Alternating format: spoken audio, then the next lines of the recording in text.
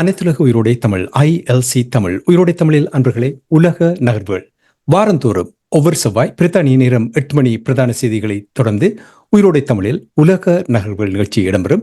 அந்த நிகழ்ச்சியில் எங்களோடு பிரித்தானியாவிலிருந்து ஆய்வாளர் வேல் தர்மா அவர்கள் இணைந்து உலக நகர்வுகளை அவதானித்து உயிரோடை தமிழ் உறவுகளுக்கு எடுத்து வரும் நிகழ்ச்சியாக இந்த நிகழ்ச்சி இடம்பெறுகின்றது. கலையத்தில் வேல் தர்மா அவர்கள் இணைந்திருக்கின்றார். வணக்கம் வேல் தர்மா அவர்களே. வணக்கம் தனஞானி. வணக்கம் ஈரோடை தமிழ் நேயர்களே. உங்களுக்கும் வணக்கத்தை தெரிவித்துக் கொண்டு தொடர்ச்சியாக நாங்கள் முதலில் குடியரசுத் தலைவருக்கான தேர்வு தொடர்பான விடயங்களை பார்ப்போம். இன்னும் 4 நாட்களில் முடிவுகள் வந்துவிடும். ஆனால் அங்கே பிரச்சாரம் ஒரு வீரியம் அடைந்திருக்கின்றது. ஆனால் அங்கே பிரச்சனைகளும் நடைபெற்றுக் கொண்டிருக்கின்ற செய்திகள் வருகின்றது. குடியரசுத் தலைவர் தேர்தல் பின்னர் இலங்கையில் என்ன விதமான மாற்றங்களை அங்குள்ள மக்கள் எதிர்பார்க்கலாம்? இந்த குடியரசுத் தலைவர் தேர்தல் ஒரு நிதி நெருக்கடியில இருக்கின்ற ஒரு நாட்டுக்கு நடக்கின்ற தேர்தலாக இருக்கின்றது. ஒரு சமுதாய நெருக்கடி அங்கு இருக்கின்றது.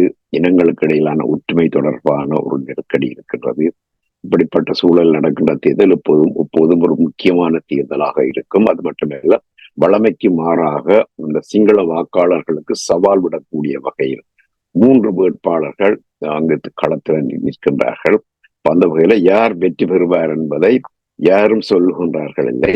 ஆனால் ஒன்றை மட்டும் உறுதியாக சொல்லுகின்றார்கள்: முதல் சுற்று தேர்தல்ல யாரும் முதல் சுற்று கணிப்பில யாரும் வெற்றி பெற மாட்டார்கள். அதாவது வாக்குச்சீட்டுக்களை முதல் சுற்று எண்ணிக்கையில் யாரும் வெற்றி பெற மாட்டார்கள். அதாவது 50 விழுக்காட்டை யாரும் பெற மாட்டார்கள் என்றதில்ல. இப்ப 2வது சுற்றுல யாராவது ஒருவர் வெற்றி பெறலாம் என்று சொன்னால் அந்த 2வது சுற்றுல 50 விழுக்காடு பார்ப்பதில்லை. 50 விழுக்காடு குறைய பெற்றிருந்தாலும் யார் அதிக அளவு வாக்குகளை பெற்றிருக்கின்றாரோ, முதல் சுற்றிலும் 2வது சுற்றிலும் உள்ள வாக்குகளை கூட்டி வருகின்ற மொத்த வாக்குகளை யார் அதிகம் பெற்றிருக்கிறாரோ அவர் வெற்றி பெற்றதாக அறிவிப்பார்கள். அப்ப யாரோ ஒரு வெற்றி பெறத்தான் போகின்றார் என்பதை மட்டும் உறுதியாக சொல்ல முடியும். அப்ப அன்றகுமார திசாநாயக்காவுக்கு அதிக வாய்ப்பு இருப்பதாக அவருடைய ஆதரவாளர்கள் சொல்லுகின்றார்கள். சில பொதுவான கருத்து கணிப்புகளும் சொல்கின்றன.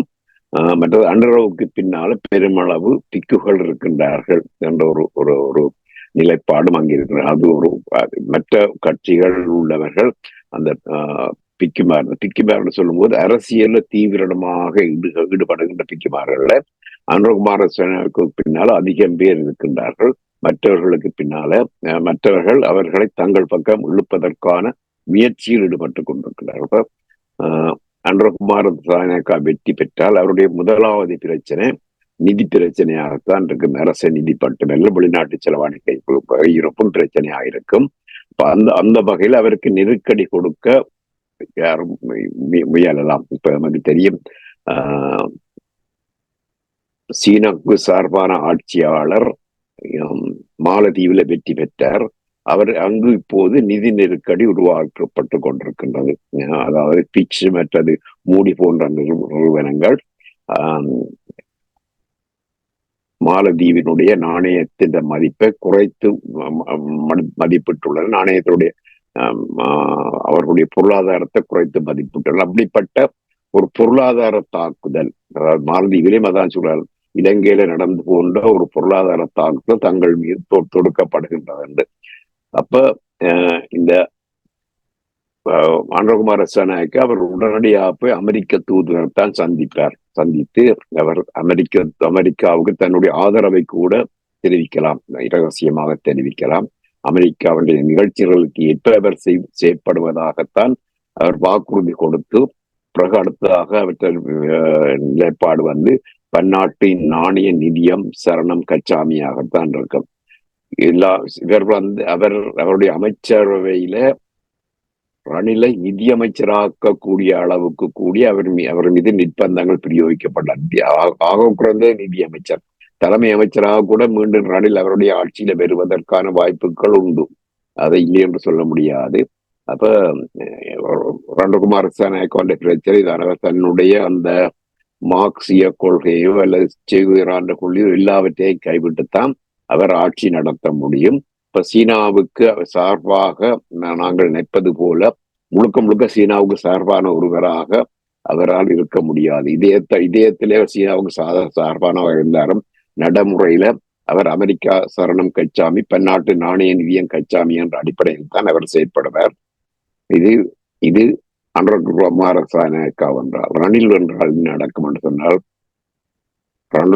ரணிலுடைய வீட்டுக்கு அறகலைய போராட்டத்தின் போது என்ன நடந்ததோ அது சஜித்தினுடைய வீட்டுக்கு நடக்கலாம்.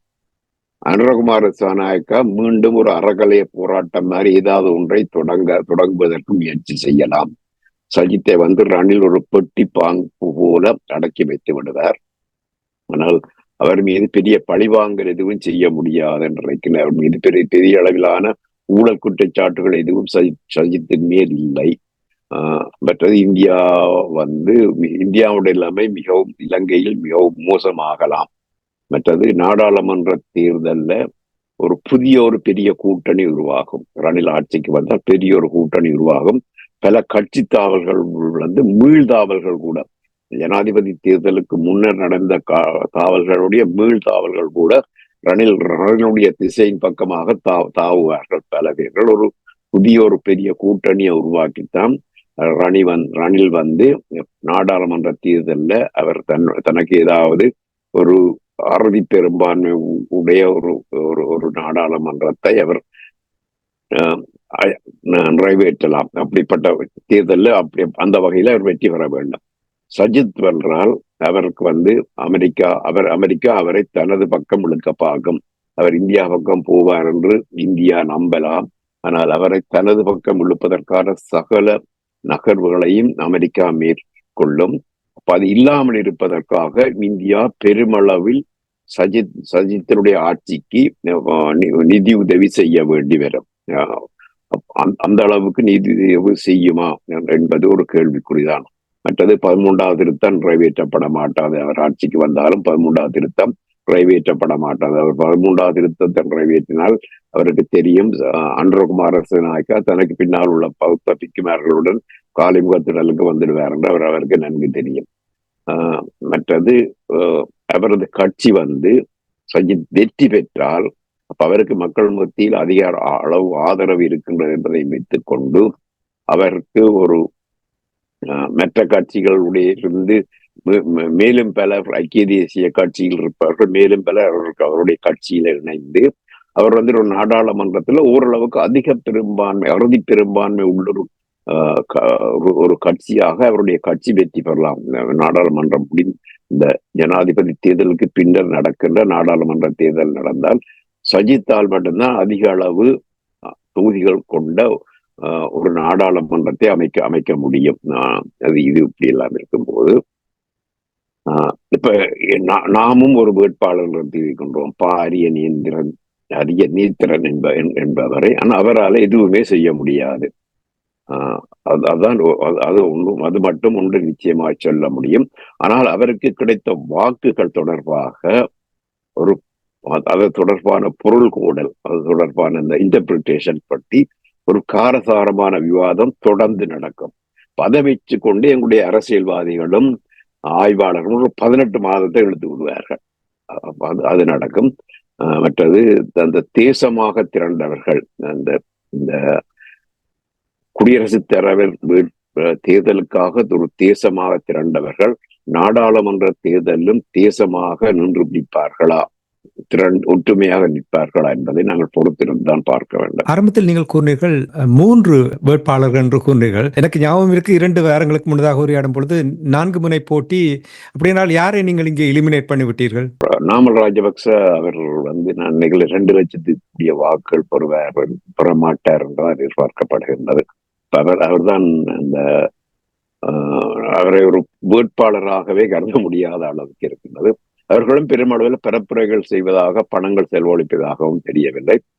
தங்களுடைய கட்சியை தக்க வைப்பதற்காக இந்த தேர்தலில் ஒருவரை போட்டியிட வைக்கிறார்கள். இந்த தேர்தலினூடாக சிங்கள அரசியல் பரப்பில் ஒரு மாற்றம் வருவதற்கான வாய்ப்புகள் காணப்படுகிறார். இப்ப பாருங்கள், ரணில் விக்ரமசிங்க வெல்வதற்கான வாய்ப்பு அதிகம் இல்லை என்று கூறுகிறார்கள், நீங்களும் கூறினீர்கள்.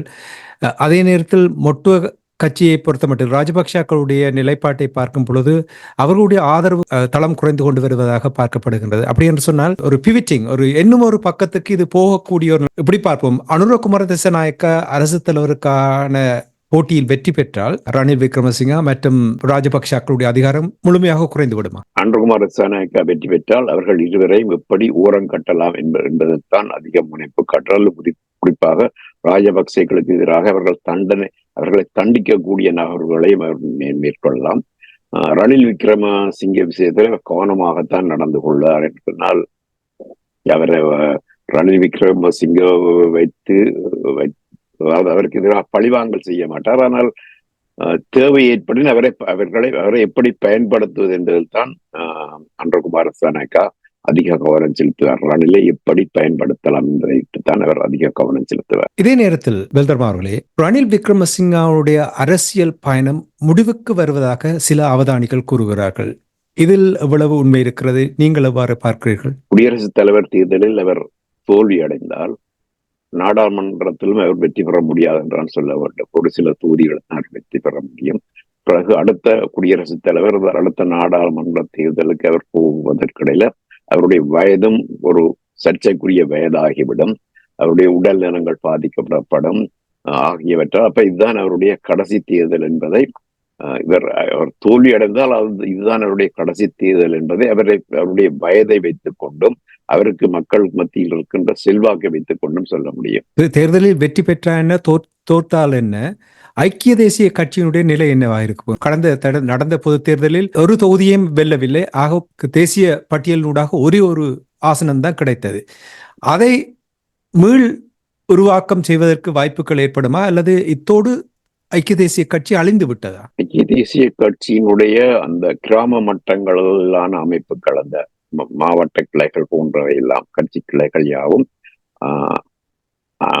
சஜித்தின் பின்னால் சென்று விட்டன. ஐக்கிய தேசிய கட்சிக்கு ஒரு அந்த நாடளாவிய கட்டமைப்பு கூட ஒரு தகர்ந்த கட்டமைப்பாகத்தான் இருக்கு. அப்ப மீள ஒருவர் கட்டி எழுப்பது கொண்டு சொன்னால் ஒரு சிறந்த தலைமையர் அங்கு இருக்க வேண்டும். ஒரு சிலர் அங்கு இருக்கின்றார்கள் தான், ஆனால் பழம்பெரும் தலைவர்கள் என்று சொல்லக்கூடிய அளவுக்கு அல்லது நாடளாவிய ரீதியில பெரும் செல்வாக்கை பெற்றுக்கொண்டு ஒரு கட்சியை மீண்டும் கட்டி எழுப்பக்கூடிய வகையில் அங்கு யாரும் இல்லை. ஐக்கிய தேசிய ரணில் தோல்வி அடைந்தால் அவருடைய அந்த வங்கி தொடர்பாக அவருடைய நடவடிக்கைகள் மீது சில வேளை ஏதாவது விசாரணைகள் புதிதாக வரலாம். சஜித் ஏற்கனவே அதை பலரவை சொல்லியுள்ளார். அப்ப அவற்றை வைத்து பார்க்கின்ற போது தோல்வி அடைந்தால் அவரும் மீள எழ முடியாது, அவருடைய கட்சியும் மீள எழ முடியாது. இனி அனுரகுமார் திசாநாயக்கா பொறுத்தமட்டில் ஆதரவு பெருகி வருவதாக தகவல் வருகிறது. குறிப்பாக கிராம பகுதிகளில் கூட அவருக்கு நிறைய ஆதரவு வருவதாக பேசப்படுகிறது. இதில் எவ்வளவு உண்மை இருக்கிறது? மாற்றம் ஒன்று வேண்டும் என்று மக்கள் நினைக்கின்றார்கள் என்று தெரிவது. நிச்சயமாக மாற்றம் ஒன்று வேண்டும் என்று மக்கள் நினைப்பதற்கு சகல காரணங்களும் உண்டு. அந்த அறகலைய போராட்டத்துக்கு முன்னர் இருந்த நாட்டினுடைய பொருளாதார சூழல்ல இவர்கள் இதுவரை காலம் ஆட்சியில் இருந்தவர்கள், அது இந்த கட்சி என்றது இதுவரை காலம் ஆட்சியில் இருந்தவர்கள் நாட்டை கொள்ளையடித்தபடியால், நாட்டை திறனற்ற வகையில நடத்தினபடியால் தான் இவ்வளவு நடந்தது என்று சிங்கள மக்கள் நினைக்கின்றார்கள். அப்ப இதற்கு ஒரு மாற்றம் தேவை.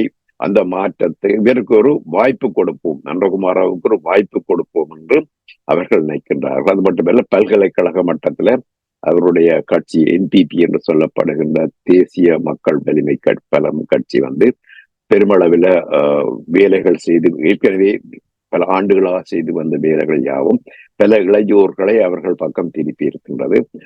அது ஒரு பெரிய வாக்கு வங்கியாக மாறுமா என்பதுதான் அவருடைய எதிர்காலம் இருக்கின்றது.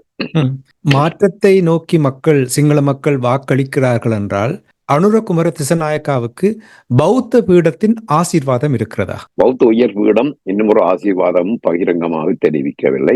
ஆனா பல அந்த அரசியல்ல ஈடுபடுகின்ற பௌத்த பிக்குகள் அவர்கள் அவர்கள பெரும்பாலானோர் அனுரகுமார திசாநாயக்காவுக்கு பின்னால் தான் நிற்கின்றார்கள். பௌத்த பீடம் பகிரங்கமாக எந்த ஒரு தேர்தலும் எந்த ஒரு வேட்பாளரையும் அவர்கள் ஆதரித்து சொல்வதில்லை. பொதுவாக ஒரு நிலைப்பாடு இருக்கின்றது. மல்வத்த பீடம் ஐக்கிய தேசிய கட்சிக்கும், அஸ்கிரிய பீடம் ஸ்ரீலங்கா சுதந்திர கட்சிக்கும் ஆதரவானது என்று ஒரு பழைய ஒரு வளமை இருக்கின்றது.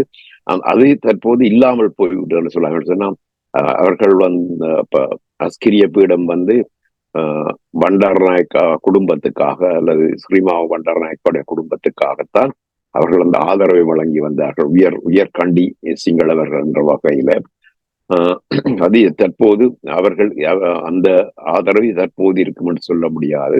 மற்றது பௌத்த பிக்குகளுக்கு ஒன்று தெரிந்து விட்டது, அரசியல்வாதிகள் மீது ஏற்படுகின்ற வெறுப்பு தங்கள் மீதான பொறுப்பாக மாறக்கூடாது என்பதற்காக அந்த அறகலைய போராட்டத்தின் போதும் அவர்கள் விலகி இருந்தார்கள். தற்போது இலங்கையில் நடக்கின்ற அரசியல் அந்த உறுதியற்ற தன்மையில் கூட அவர்கள் சற்று விலகித்தான் இருக்கின்றார்கள் என்று சொல்லலாம். அதாவது நான் சொல்வது பௌத்த உயர் இடங்களை. சரி, அது இப்ப நீங்கள் கூறிய விடயங்கள் குடியரசுத் தலைவருக்கான உள்நாட்டில் உள்ள அந்த இலங்கை தீவில் உள்ள நிலைப்பாடு. எனக்கு கொஞ்சம் வெளியில் பார்ப்போம். உங்களுக்கு தெரியும், இலங்கை தீவு சர்வதேசத்தின் ஆடுகளமாக இருக்கிறது.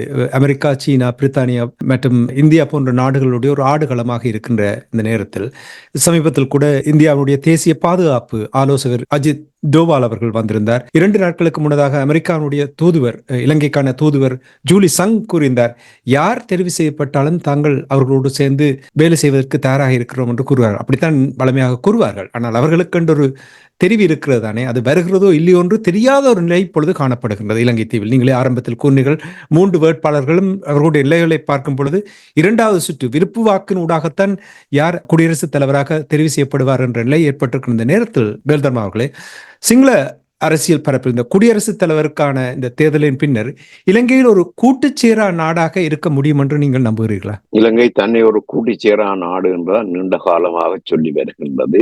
ஆனால் அது ஒரு முழுமையான கூட்டுச்சேரா நாடாக ஒருபோதும் இருந்ததில்லை என்றுதான் சொல்ல வேண்டும். அவ்வப்போது ஆட்சிக்கு வருபவர்களை பொறுத்து அவர்களுடைய கூட்டுச்சேரா நிலைமை இருக்கும். அப்ப ஸ்ரீமாவுடைய ஆட்சியில் ஒரு விதமாகவும் ஜிஆருடைய ஆட்சியில் இன்னொரு விதமாகவும் இருக்கும். அப்படிப்பட்ட நிலையில இந்த இலங்கை ஒரு கூட்டுச்சேராக சேராத நாடாக ஒரு கொள்கை அளவிலே அல்லது ஒரு பகிரங்கமாக அப்படி ஒரு முகமூடியோடு அவர்கள் இருக்கின்றார்கள். பொதுவாக அநேகமாக இந்த கூட்டுச்சேரா நாடுகள் அமைப்பில் உள்ள எல்லா நாடுகளும் அந்த 60களில் இருந்தே அவர்கள் வந்து அமெரிக்காவையும் சாராமல் சோவியத் ஒன்றியத்தையும் சாராமல் இருந்ததுதான் அவருடைய கொள்கை. ஆனால் இந்த நாடுகள் தங்கள் பக்கம் சார்பான நாடுகளாக வர வேண்டும், தங்களுக்கு சார்பான ஆட்சியாளர்கள் இந்த நாடுகளை உருவாக்க வேண்டும் என்று அமெரிக்கா தொடர்ச்சியாக செய்த முயற்சியிலிருந்து தப்புவதற்கு, உதாரணத்துக்கு எகிப்திலே இருக்கின்ற கமால் நாசர் வந்து அவர் வந்து ஒரு கூட்டுச்சேரா கொள்கையினுடைய உள்ள உறுதியாக இருந்தவர். அவரை ஆட்சியிலிருந்து அகற்றி வேறு தனக்கு சாதகமானவர்களை கொண்டு வருவதற்காக அமெரிக்கா தொடர்ந்து முயற்சி எடுத்தபடியால் அப்துல் கமால் நாசர் தன்னை பாதுகாப்பதற்காக ரஷ்யாவுடன் நெருங்கிய நட்பை வைத்திருந்தார். இது போல பல நாடுகள் அப்போது ஈடுபட்டிருந்த இந்திரா காந்தியை கூட நமக்கு தெரியும். அவர்கள் வந்து ரஷ்யாவுக்கும் அவருக்கும் இடையில் இருந்த நட்பு எங்களுக்கு தெரியும். அவர் ஒரு அந்த கூட்டுச்சேரா நாடுகளுடைய ஒரு முக்கியமான உறுப்பினர். அப்படிப்பட்ட நிலையில இந்த இலங்கை வந்து ஒரு இலங்கைக்கும் அதே பிரச்சனை தான் இருந்தது. கூட்டுச்சேரா நாடுகளாக இருப்பதில் அதே பிரச்சனை தான் இருந்தது. இப்ப இந்த தேர்தல்ல மூன்று நாடுகள், அதாவது சீனா, இந்தியா, அமெரிக்கா ஆகிய நாடுகள் இந்த தேர்தலில் தீவிரமாக ஆர்வம் காட்டுகின்றன என்று சொல்லப்படுகின்றது. இப்ப அமெரிக்கா வந்து அது அமெரிக்கா தூதுவர் நீங்க சொன்னது போல யார் ஆட்சிக்கு வந்தாலும் அவர்களுடன் தாங்கள் தொடர்ந்து உறவை பேணுவோம், ஒத்துழைப்பு செய்வோம் என்றெல்லாம் சொல்றது.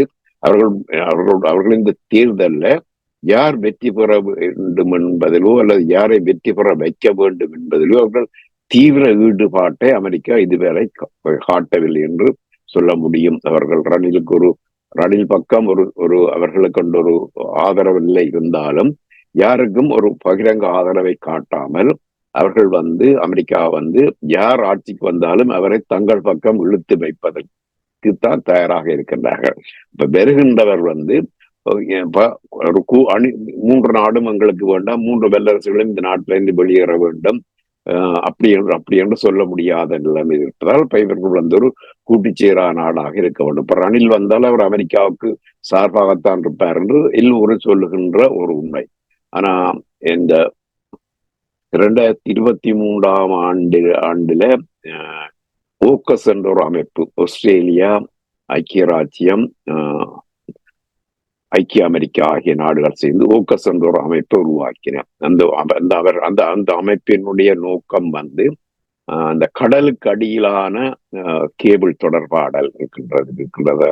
ஒரு நீண்ட ஆசிய பசிபிக் சமுத்திரத்தில் அது இருக்கின்றது. அதை வந்து பாதுகாக்க வேண்டும். அப்ப அதற்கு அண்மையாக சீனாவினுடைய நீர்மூழ்கி கப்பல்கள் போய் அதில் செய்யப்படுகின்ற தகவல் பரிமாற்றங்களை அவர்கள் வேவு பார்க்க கூடாது, அவற்றை அப்படியே வாரி அள்ளக்கூடாது, அப்படியே எலக்ட்ரானிக் முறையில ஸ்கேன் பண்ணி அதுக்குடாக போய் கொண்டிருக்கின்ற எல்லா தகவல்களையும் சீனா வாரி அள்ளலாம். இப்ப அதிலிருந்து அந்த சீனாவிடமிருந்து அந்த கேபிள் நெட்வொர்க்கை பாதுகாப்பதற்காகத்தான் இந்த கூட்டமைப்பு உருவாக்கப்பட்டது. பெரும்பாலும் நீர்மூழ்கி கப்பல்களிலும் கடற்படை கப்பல்களும் தங்கியிருக்கின்ற இந்த கூட்டமைப்பு உருவாக்கப்பட்டது. அது உருவாக்கப்பட்ட போது ரணில் விக்ரமசிங்க, நாங்கள் அமெரிக்காவுக்கு ஆதரவானவராக கருதப்படுகின்ற ரணில் விக்ரமசிங்க அவர் சொல்றது it's A strategic mistake and it is against China என்று அவர் அப்படியே மிஸ்டேக் பண்றது. இது ஒரு சீனாவுக்கு எதிரானது என்று சொன்னாலும் பரவாயில்லை, இது வந்து ஒரு கேந்திரோபாய தவறான முன்னெடுப்பு என்று அவர் நிறுத்திருந்தார். அவர் அந்த கட்டத்துல சீனாவுக்கு ஆதரவாக தன்னுடைய நிலைப்பாட்டை காட்டுறார். இது கூட்டுச்சேரா கொள்கை அல்ல. அங்கும் இங்கும் தத்தித்தாவி தங்களுடைய காரியங்களை சாதித்துக் கொள்வதற்காக, அதாவது சீனாவிடம் இருந்தும் அவர்களுக்கு பெருமளவு வர்த்தகம் தேவைப்படுகின்றது, கடன் தேவைப்படுகின்றது, உதவிகள் தேவைப்படுகின்றபடியால் அப்ப இவர்கள் வந்து சஜித் ஆட்சிக்கு வந்தால் கூட அவரால் கூட கூட்டுச்சேரா நாடாக இருக்க முடியாது. அமெரிக்காவுக்கு விட்டு கொடுத்தான் நடக்க வேண்டும். அந்த நிலையில இந்த கூட்டுச்சேரா கொள்கை என்பது இன்னும் பலவீனமடையும். இலங்கையுடைய கூட்டுச்சேரா கொள்கை என்றது தேர்தலுக்கு பின்னர் இன்னும் பலவீனம் அடையும். அதற்கான காரணம் இலங்கையுடைய பொருளாதார நிலைமைதான் காரணம். அப்ப இந்த சிங்கள நினைக்கின்றது மூவரையும் ஏமாற்றி தங்களுடைய காரியத்தை சாதிக்கலாம் என்று. ஆனா எங்களுக்கு தெரியும், கெட்டிக்காரன் பொழியும் பட்டு நாளைக்கு என்றுதான் தெரியும். அப்ப அந்த வகையில இந்த கூட்டுச்சேரா கொள்கை என்று சொல்லிக்கொண்டு மூவரையும் சமாளிக்கின்ற அந்த தந்திரோபாயம் நீண்ட காலம் வேலை செய்யாது. அந்த வகையில இவர்களுடைய கூட்டுச்சேரா கொள்கையினுடைய உண்மை முகம் அம்பலமாகும் இந்த தேர்தலுக்கு. நன்றி வேல்தர்மா அவர்களே. இலங்கை தீவில் நடைபெற இருக்கின்ற குடியரசுத் தலைவருக்கான தேர்தல் தொடர்பான உள்ளேயும் வெளியேயும் என்ன விதமான நிலைப்பாடுகள் என்ற விடயங்களை தந்ததற்காக நன்றி. நாங்கள் நிகழ்ச்சியின் நிறைவாக, இந்த ஆண்டு உங்களுக்கு தெரியும் ஒரு தேர்தல் ஆண்டாக இருக்கின்றது. பல நாடுகளில் தேர்தல் நடைபெற்று முடிந்துவிட்டது. இந்த ஆண்டில் இன்னும் தேர்தல்கள் நடைபெற இருக்கின்றது. அதில் ஒன்று அமெரிக்காவுடைய குடியரசுத் தலைவருக்கான தேர்தல். இந்த தேர்தலில் பெரிய ஒரு போட்டியாக ஆரம்பத்தில் ஜோ பைடன் அவர்களும் டொனால்ட் ட்ரம்ப் அவர்களும் களத்தில் இருந்தது. பிறகு 2 மாதங்களுக்கு முன்னதாக ஜோ பைடன் அவர்கள் அதிலிருந்து விலகி கமலா ஹாரிஸ் அவர்கள் போட்டியில் நிற்கின்ற நிலைமையை நாங்கள் பார்த்திருக்கின்றோம். அந்த மாற்றத்துக்கு பின்னர் அங்கே யார் வெற்றி பெறுவார்கள் என்று நெக் அண்ட் நெக், கிட்டத்தட்ட யாரும் வெல்லலாம் என்ற ஒரு நிலைமை வந்திருப்பதாக கூறப்படுகின்றது. அதுக்கிடையில் டொனால்ட் ட்ரம்ப் மீது துப்பாக்கி பிரயோகம் செய்யப்பட்டது. முதல் தடவை அவருடைய காதை துளைத்துக் கொண்டு போனது, தப்பிவிட்டார் என்று சொன்னார்கள். மீண்டும் இன்னும் ஒரு தடவை இங்கே கொலை முயற்சி நடந்ததாக, 2 நாட்களுக்கு முன்னதாக கொலை முயற்சி ஒன்று நடந்ததாக கூறப்படுகின்றது. இந்த சூழல் இப்படி இருக்கின்ற நேரத்தில் அமெரிக்காவுடைய குடியரசுத் தலைவர் தேர்தலில் யார் வெற்றி பெறுவதற்கான வாய்ப்புகள் இருக்கிறது? இந்த துப்பாக்கி சூடு தொடர்பாக தற்போது அதிக அளவு சதி கோட்பாடு செய்திகள் அடிபட தொடங்கிவிட்டன. இது திட்டமிட்டு செய்யப்படுகின்ற ஒரு நடவடிக்கையாக, அதாவது தேர்தலில் தன்னை ட்ரம்ப் வெற்றியடை செய்வதற்காக செய்கின்ற சதியாக ஒரு கேள்வி அடிபட தொடங்குகிறது. இந்த அமெரிக்காவினுடைய அந்த உள்நாட்டு பாதுகாப்பு பிரிவே ஐயத்துக்கிடமான பிரிவு என்று சொல்லக்கூடிய அளவுக்கு நிலைமை தற்போது உருவாகியுள்ளது. இந்த 2 குடியரசுத் தலைவர் வேட்பாளர்கள், இந்த அமெரிக்கான்னு சொன்னாலே ஒரு அயோக்கிய நாடு என்று நமக்கு தெரியும். அந்த அயோக்கிய நாட்டினுடைய 2 அயோக்கிய கட்சிகளை 2 அயோக்கிய வேட்பாளர்களுக்கும் இடையிலே நடந்த அந்த பகிரங்க தொலைக்காட்சி விவாதத்துல இந்த ஹரிஸ் அம்மையார் சிறப்பாக செய்யப்பட்டதாக அமெரிக்க மக்களுடைய எடுத்த கணிப்பு சொல்கின்றது. அப்ப நியூயார்க் டைம்ஸினுடைய கருத்து கணிப்பின்படி ஹரிஸ் அம்மையார் 49 விழுக்காடு வாக்களிப்பு பெறுவார் என்றும், டொனால்ட் ட்ரம்ப் 47, அப்ப 49க்கு 47 வகையில கமலா ஹாரிஸ் அம்மையார் முன்னணியில் நிற்கின்றார் என்று நியூயார்க் டைம்ஸ் சொல்லுகின்றது. மற்றது இன்னொரு கருத்து கணிப்பு இருக்கின்றது, பியூ ரிசர்ச் என்று. அவர் இப்ப நியூயார்க் டைம்ஸ் பொதுவாக கமலா ஹாரிஸுக்கும் அவருடைய டெமோக்ராட்டிக் பார்ட்டி கட்சிக்கும் ஆதரவான ஒரு ஊடகம் என்று சொல்லப்படுகின்றது. ஆனால் பியூ ரிசர்ச் ஒரு அமெரிக்காவினுடைய டீப் ஸ்டேட், அதை சார்ந்த ஒரு நிறுவனம். அவர்களுடைய கருத்து கணிப்பின்படி இரண்டும் நெக் அண்ட் நெக்கா தான் இருப்பதாக, இரண்டு வீரருக்குமான ஆதரவு சம அளவில் இருப்பதாக சொல்லப்படுகின்றது. அதிலும் அவர்கள் ஒரு சில ஒரு அகலமான ஒவ்வொரு பகுதியாக தங்களுடைய கருத்து கணிப்பை பியூ ரிசர்ச் வெளியிட்டிருக்கின்றது. அதுல பொருளாதார கொள்கையை பொறுத்த வரையில ஹாரிஸிலும் பார்க்க ட்ரம்ப் முன்னணியில் இருக்கின்றார். 45க்கு 55 என்ற அளவில் 10 விழுக்காடு ட்ரம்ப் முன்னணியில் இருக்கின்றார்.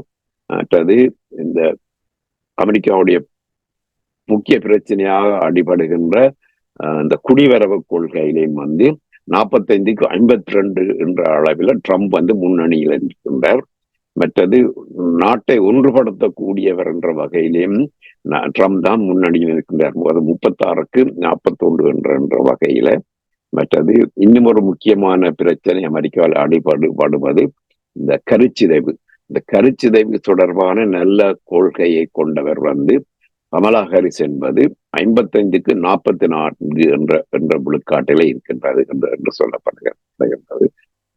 மற்றது சொன்னதை செய்வார், யார் சொன்னதை செய்வார் என்று பார்த்தா ட்ரம்புக்கு 69 விழுக்காடும் கமலா ஹாரிஸுக்கு 60 விழுக்காடும் இருக்கின்றது.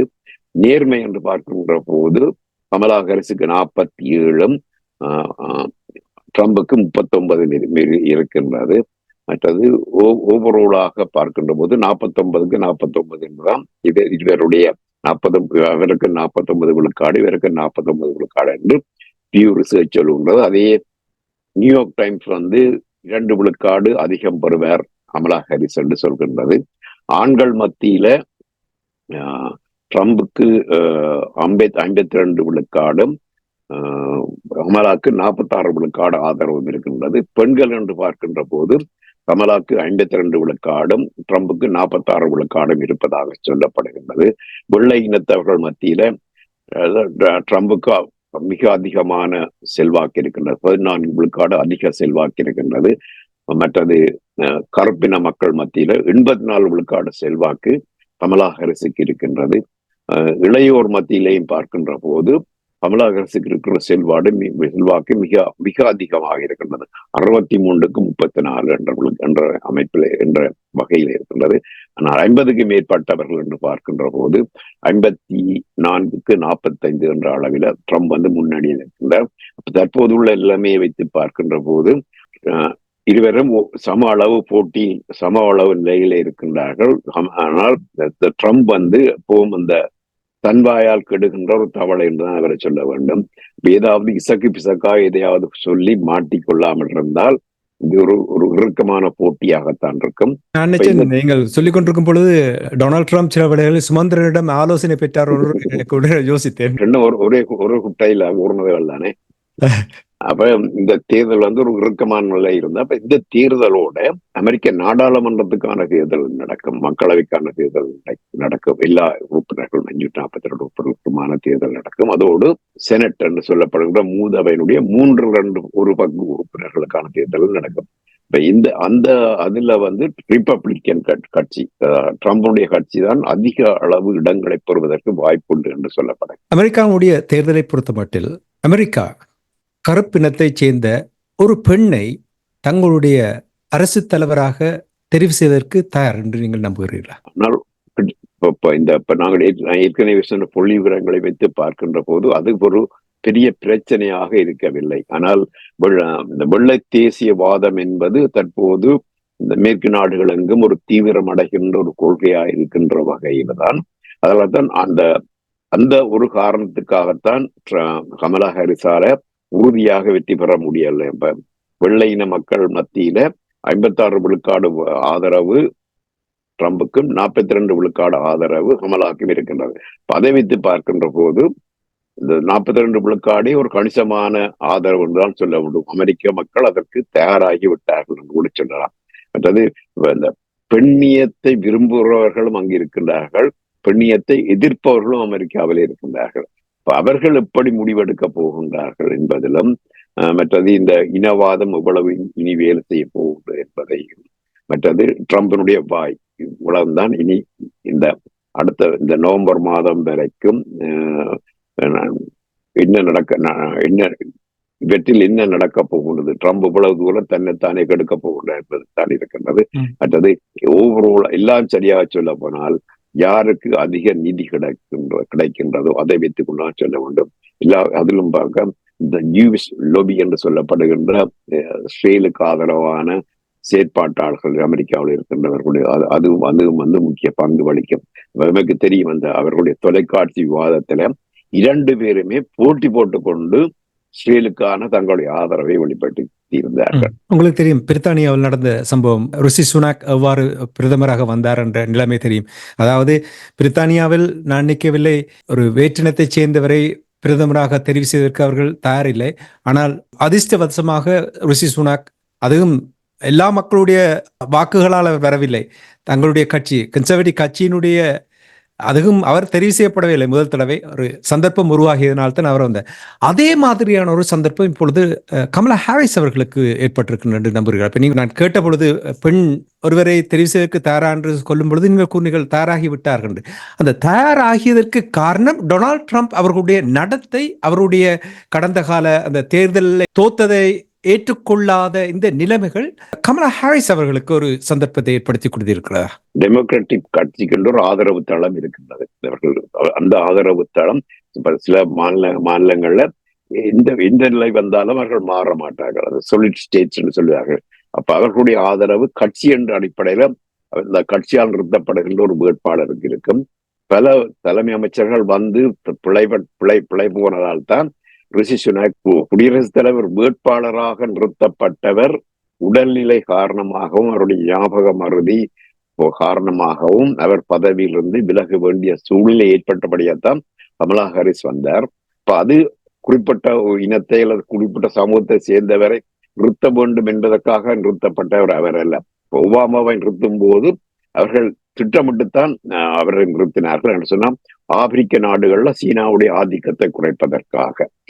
இப்ப தற்போது வெள்ளையர் அல்லாத இனத்தவர்கள் இஸ்ரேல் தொடர்பான அமெரிக்காவின் நிலைப்பாட்டால் அதிருப்தி அடைந்துள்ளார்கள்.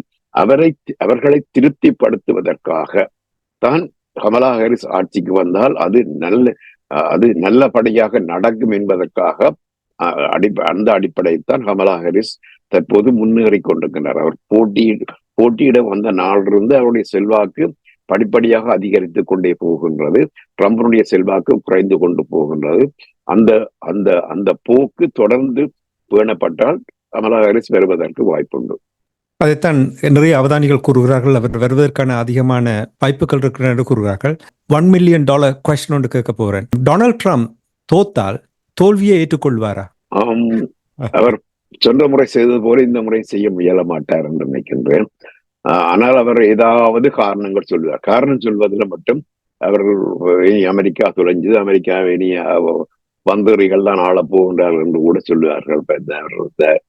பரப்புரை என்பது சொன்னார், அவர்கள் வீடுகளில் உள்ள செல்ல பிராணிகளை திருடி சாப்பிடுகிறார்கள் என்று சொல்லுவார். அதெல்லாம் அந்த மாதிரி அப்படிப்பட்ட ஒரு அபத்தமான கருத்துக்களை வியாக்கி அந்த பொருள் கோடல்களை அவர் சொல்வதற்கு வாய்ப்புண்டு. ஆனால் ஒரு கலவரம் நடக்கும் என்று சொல்ல முடியாது. சரி, இன்றைய உலக நகர்வுகள் நிகழ்ச்சியில் இணைந்து உயிரோடை தமிழ் உறவுகளுக்கு இலங்கை தீவில் நடைபெற இருக்கின்ற அரசுத் தலைவருக்கான தேர்தல் தொடர்பாகவும் அமெரிக்காவில் நடைபெற இருக்கின்ற குடியரசுத் தலைவருக்கான தேர்தல் தொடர்பான விடயங்களை உயிரோடை தமிழ் உறவுகளுக்கு எடுத்ததுமைக்காக உயிரோடை தமிழ் அன்பர்கள் சார்பாக உங்களுக்கு நன்றியை கூறிக்கொண்டு மீண்டும் இன்னும் ஒரு உலக நகர்வுகள் நிகழ்ச்சி இணைந்திருப்போம். அதுவரைக்கும் நன்றி, வணக்கம். வேல்தர்மா அவர்களே, வாய்ப்புக்கு நன்றி, வணக்கம்.